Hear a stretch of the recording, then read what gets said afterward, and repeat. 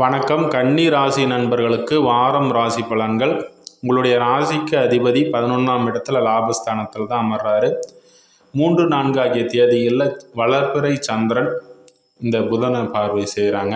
அதனால் உங்களுடைய உடல் ரீதியிலும் உங்களுடைய மனம் ரீதியிலும் நன்மைகள் உண்டாகக்கூடிய ஒரு அமைப்பு. சந்திரன் என்பவர் உங்கள் உடலையும் மனதையும் குறிக்கக்கூடியவர். அதனால் இங்கே சந்திரனை புதன் பார்வை செய்கிறார். அதே போல் இந்த புதனை சந்திரன் பார்வை செய்யக்கூடிய ஒரு அமைப்பில் உடல் ஆரோக்கியம் சிறப்பாக அமையும்.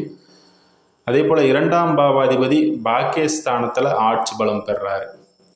அதனால் 2ஆம் கூடியவர் 9ல் ஆட்சி பலம் பெறக்கூடிய ஒரு அமைப்பில் 2ஆம் இடம் வாக்கு, வருமானம், குடும்பம். அதே போல் 9ஆம் இடம் தகப்பனார், உங்களுடைய உள்ளுணர்வு. அதே போல் தெய்வீக அமைப்பெல்லாம் 9ஆம் இடம் குறிக்கும். அதனால் இந்த அமைப்புகள்லாம் சிறப்பாக இருக்கக்கூடிய வாரமாக இந்த வாரம் இருக்குது.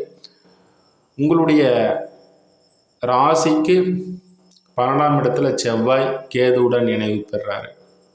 உங்களுடைய முயற்சி ஸ்தானாதிபதி மற்றும் 8ஆம் பாவாதிபதியாக இந்த செவ்வாய் வராரு. அப்போ 3ஆம் இடம் இளைய சகோதரம், இளையவர்கள் எடுக்கக்கூடிய முயற்சிகள், இந்த அமைப்புகள்லாம் பார்க்கும்போது கேதுவுடன் இணைகிறதுனால 12ஆம் இடத்துல அப்போ வெளி தூரத்தில் எடுக்கக்கூடிய முயற்சிகள், அதே போல் சகோதர வகையில் அலைச்சல்கள் உண்டாகும். அதே போல் எழுத்துத்துறை, கலைத்துறையில் இருப்பவர்களுக்கும் இது ஒரு சாதகமான ஒரு அமைப்பு இல்லை.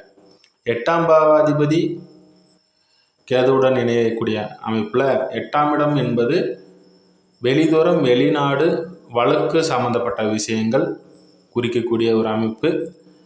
இப்போ வழக்கு சம்மந்தப்பட்ட விஷயங்களில் தாமதம் உண்டாகும்.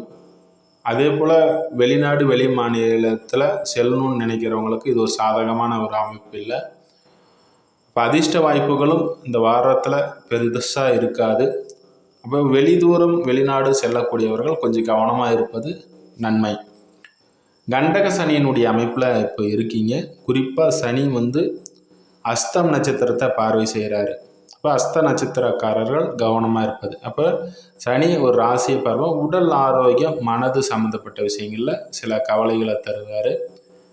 இந்த வாரம் சந்திரன், புதன் ஆகிய 2 கிரகங்களும் ஒருவருக்கொருவர் பார்க்கக்கூடிய ஒரு அமைப்பில் உடல் அமைப்பெல்லாம் சிறப்பு இருக்குது. வளர்பிறை சந்திரன் புதனை பார்த்துடுறாரு. உடல் ஆரோக்கியம் சிறப்பாக இருக்கும். இப்போ கண்டக சனியில் கணவன் மனைவிக்கு இடையில், கூட்டு தொழில், நண்பர்களுக்கு இடையெல்லாம் கொஞ்சம் கவனமாக இருப்பது நன்மை அளிக்கக்கூடியதாக அமையும். உங்கள் ராசிக்கு 5ஆம் அதிபதி 6ஆம் அதிபதியாக வராரு.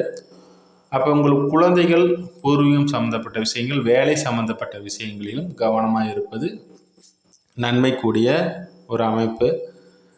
அதே போல் 6ஆம் இடத்துல ராகு அமர்ந்திருக்கிறார். குருவின் பார்வை இருக்குது. குரு சூரியன் இணைவு லாபஸ்தானத்தில். இதெல்லாம் ஒரு சிறப்பான ஒரு அமைப்பு தான்.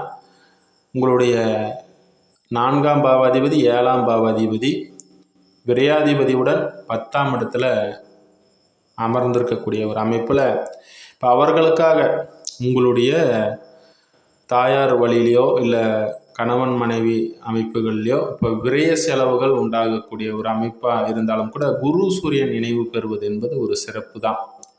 இப்போ உங்களுக்காக வீட்டிற்காக உதவுவாங்க, வண்டி வாகனத்திற்காக உதவுவாங்க, உங்களுடைய படிப்பு செலவுக்காக இப்போது உதவக்கூடிய ஒரு அமைப்பு. உங்கள் தகப்பனாக இருக்கட்டும், இல்லை உங்களுடைய தாயாக இருக்கட்டும், இப்போ உதவி செய்யக்கூடிய ஒரு அமைப்பு உங்களுக்கு இந்த வாரம் உண்டாகும்.